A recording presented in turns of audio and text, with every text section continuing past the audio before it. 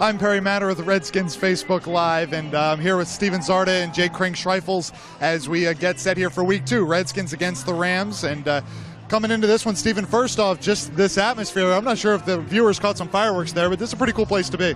It's a beautiful setting. I mean, it's so unique.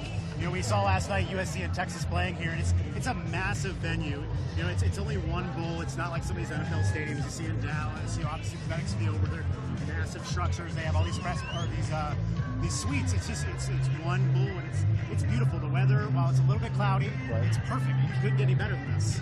Jake, you look at this game. It's a big one for the Redskins. Cross-country trip. This is the first of 3 that they're going to have this year. And coming off of last week, certainly don't want to get in that 0-2 hole.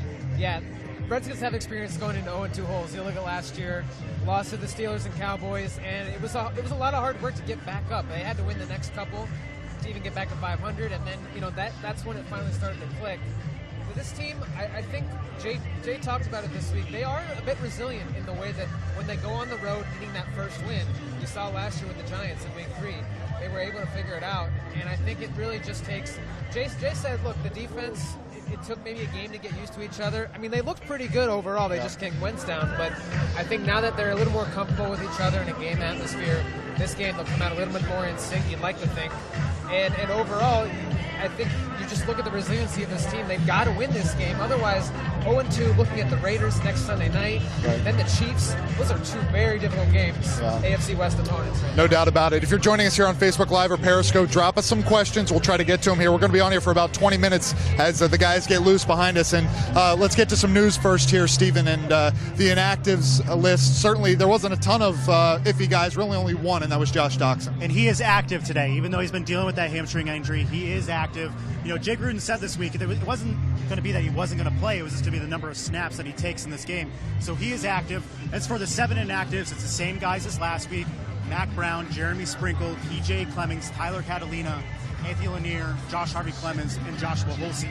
But again, Josh Doxson is active, and that's going to be big for this offense as they try to get to that groove.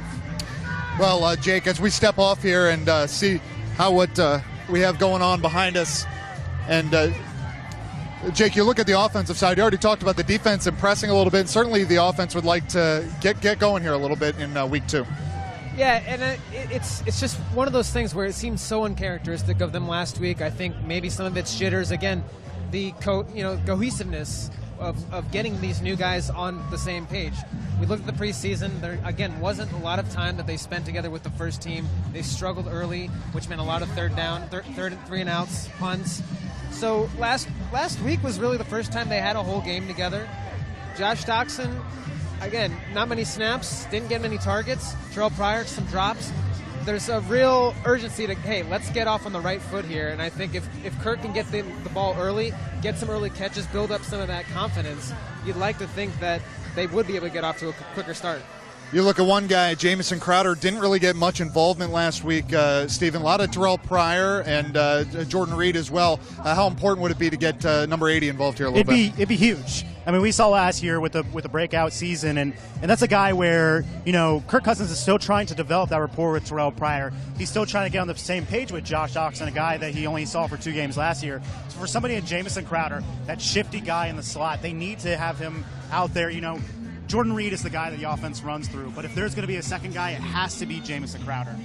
On the defensive side, you mentioned some impressive guys, Jake, and certainly Kendall Fuller and DJ Swearinger. And now DJ, a new guy, Kendall really getting back into the groove of things after last year, kind of a tough year for him. Never felt like he was fully healthy, but he looked good last week in the secondary. He really did. You look at just what he did in training camp, the speed that he had, the instinctiveness, and it really said a lot about, I think, where he was confidence-wise. You mentioned the injury. This is the first full off season he's had, not having to deal with any of that. And last week, he really showed that off. He was really attacking guys in the backfield. He broke up that Aguilar pass in the backfield that caused the fumble. Made some other nice plays, attacking and getting past defenders and blocks. And then DJ Swearinger, he was down on himself a lot for that missed tackle on Aguilar, that opening touchdown that Wentz found. But other than that, he did seem like he was a more physical presence back there. I think it's just going to take some more time to work on with Deshays or Everett, because that's a relationship that hasn't really been able to develop. when you consider the fact that DeShazer wasn't in the starting rotation for most of the preseason.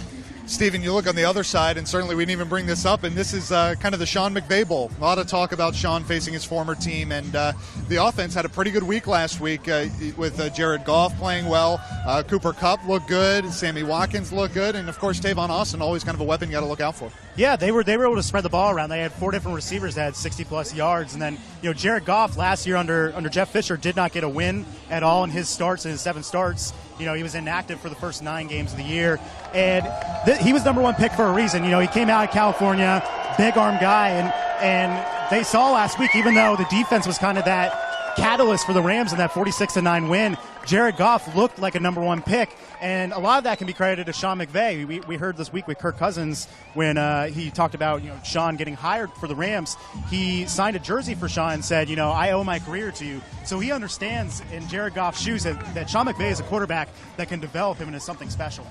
Jake, first question we got here from John Samuel Smathers on Facebook, and you look at the running game for the Redskins. They probably didn't stay committed to it as much as they would have liked to last week, but his question is Samaje Perine likely to get more touches?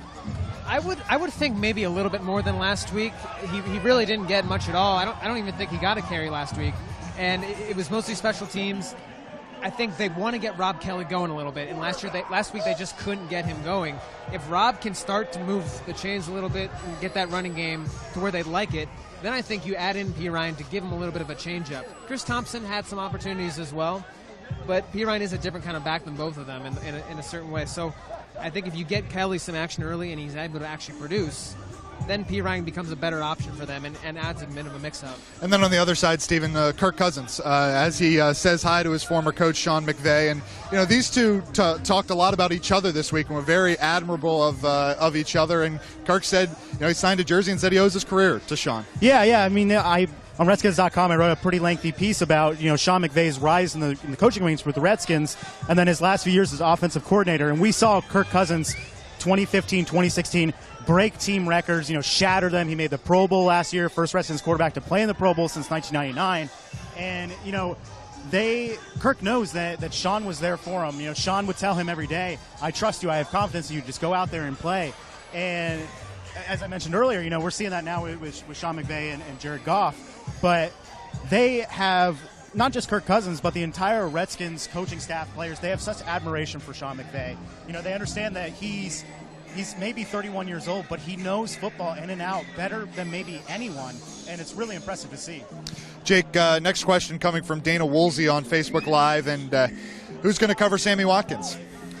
Well, look, you've got a couple options now. I mean, I think Bashad and Josh, you may see them. I mean, last week we didn't see them switch at all with Alshon Jeffrey. I mean, there was basically static on both sides, and I think considering the fact that he's going to be their number 1 receiver, Josh will probably stay on that side. But if he switches over, I think they're pretty confident in Bashaud Breeland. He really made some plays last week that I think were really inspiring for a lot of the coaches and I think the defense as a whole, shaking off some of last year's troubles. And so I don't know if there's a huge concern with when he's off Norman, that there's going to be any kind of drop-off, at least for right now.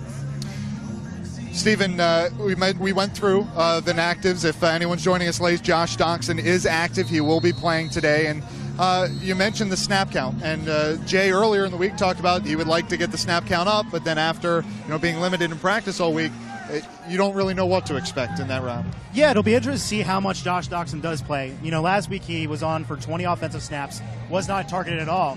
And then in his press conference on Monday, Jay Gruden mentioned, we want to get his reps up, but he has to prove himself in practice. This week in practice, he was limited all throughout the week with the hamstring injury. So it'll be really interesting to see just how much Josh Doxson plays. And I know Redskins fans are craving to see something out of him. You had the one catch last year against the Cowboys, the deep bomb from Kirk Cousins, but they really haven't, they haven't seen what they could get out of him. Chris Thompson had the big touchdown catch last week, Jake, and it's kind of tough. You hear a lot of, well, let's get Chris involved more, and I think the Redskins really like his role as the way it is. Yeah, it's probably the toughest part coaches have to deal with is wanting to give somebody more carries, more opportunities, but also realizing the strengths within their own role. And Chris has obviously exhibited that. That's why he got the contract extension he did a couple weeks ago. It is something that I think you don't want to become too predictable too. So maybe they do expand in certain areas. I mean, Chris Thompson comes on the field. Okay, look for a short pass here, right? I think coaches realize that, and even Jay Gruden talked about not always having not knowing the tendencies, but not knowing when they're going to come, not knowing exactly when kind of play call they're going to do at any right time. So you can know where they like to go with the football, but you're not exactly sure when they're going to do it. So in terms of Chris, I think it's just being a little bit more unpredictable. But again, he showed, even if you know exactly where he's going to be, 3 Eagles defenders couldn't bring him down in one collision area. So his strength and speed will carry him a long way. Stephen, next question on Facebook Live from Samson Alemu, and he asks, where do you think the Redskins can have more success on offense? Is it going to be throwing the ball or running the ball? Big guy back we haven't talked about yet for St. Louis, or not for St. Louis, but now Los Angeles, of course. Aaron Donald back in the lineup. You want to say the running game because they've talked about the balance that they need. Last year when the Redskins ran for 100 rushing yards, they were 6-1-1. Redskins didn't get close to that last week. Kirk Cousins had 30 rushing yards. Rob Kelly had 30 as well. So you want to see that balance, but again, it's going to be tough with Aaron Donald. He sits out the entire preseason and training camp in a contract situation. He reports last Saturday, and now he's going to be active today. He may not play the entire game, but the Redskins are not going to take that lightly. Jay Gruden said this week, we are preparing for Aaron Donald to play 70 snaps. Will he reach that? It might be tough to see, but that's going to be a guy where, he's going to create havoc in the backfield. He has in the passing game, he has a sack and a half against the Redskins in his 2 games. So I would say running the ball, but again, they're trying to get that passing game going, and they haven't quite clicked yet. Jake, for you, looking at the offensive skill guys we have out here on the field, who are you looking for to have a big day today? I'd really like to see Jordan Reed emerge a little bit more than he did last week. I think part of the issue was there was just still some timing issues. He didn't really have that full preseason, and even going to that last week before the regular season, it wasn't all there yet. I think there's more trust now with a full week of practice with Kirk.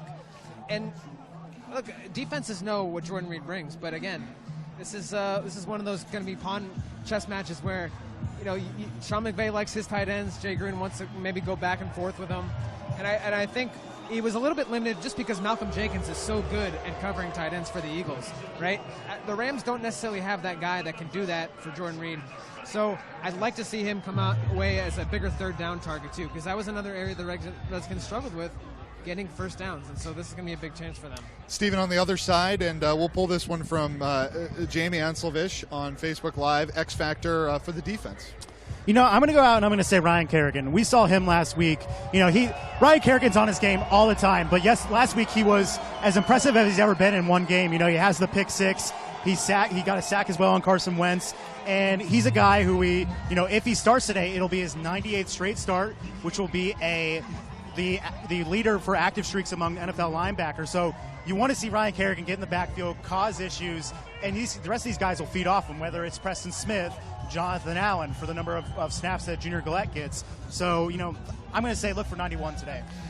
Defensive players taking the field here as the Redskins are about to start their team stretch, along with the offensive linemen as well. And Jake, the offensive line it probably didn't perform as well as they would have liked in Week 1 against Philadelphia, and certainly things don't get any easier. There's not many defensive fronts better than the Eagles, and LA might be one of them. Yeah, they've run into a bit of a tough spot with the schedule in terms of that, and I think this is going to be a potential big confidence booster if they're able to protect and do better this week, because they know, look, last week was not up to par, but if they, the running game, if some of those things can come together, I think early on the confidence will go up. And Spencer Long mentioned it to you even last week.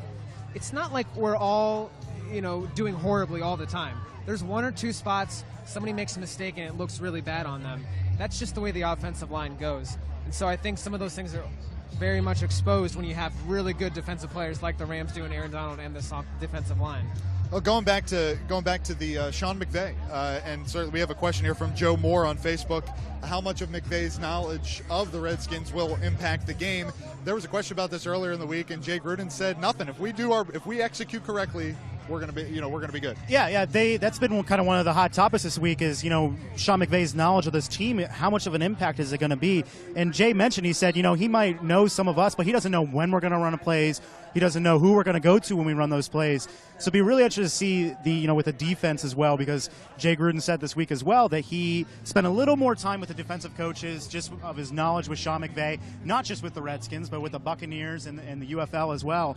So it'll be something to watch early and often. There's so much love for him on the sideline, and Sean himself said this week, I am the biggest Redskins fan outside of this week. So it's a friendly matchup, but it's one that the Redskins don't want Sean McVay to go 2-0, and for the Redskins to go 0-2. Jake, I'm interested for your thoughts as well on McVay. Yeah, the enticing part about this is that Sean has so much respect for everybody around the league now too. Just consider the offseason he's had, and this is a team that I think there were questions about. Well, he's so young, and are the players going to trust him? And the whole part goes back to execution. If they win, of course they're going to trust them. The other side of it is the Redskins just need to execute. I mean, you look at the Eagles, and they had so many plays that just didn't happen just because of drop passes, things that they didn't execute. Even if the Eagles had game planned perfectly, when it seemed like sometimes they really didn't know what was coming, the Redskins still had plenty of opportunities. And again, like I mentioned earlier, Jay Gruden says, you might know our tendencies, but we don't know exactly what plays are going to come. You might know what formations we're running, but so it is a bit of a chess match in some ways, but again, it just comes back to players doing their jobs. And I think that really is the biggest thing, is coaches can get everybody prepared, but if you don't do it on the field, it doesn't really matter. And I think that's going to be a testament to what this game is today.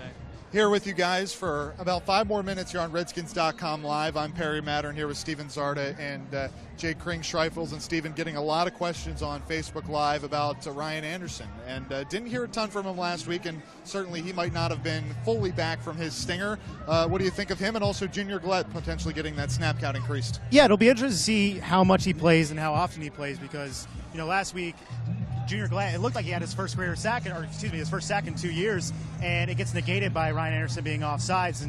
And that was one of the interesting in preseason is, this next stinger was sidelined Anderson for a few weeks. He comes back. We didn't hear a lot from him, as you mentioned. How much will he play today? How much of an impact will he have? Because that's a guy that the Redskins are very high on. There's a reason why he was a second-round pick. But let's go to Junior Galette for a second.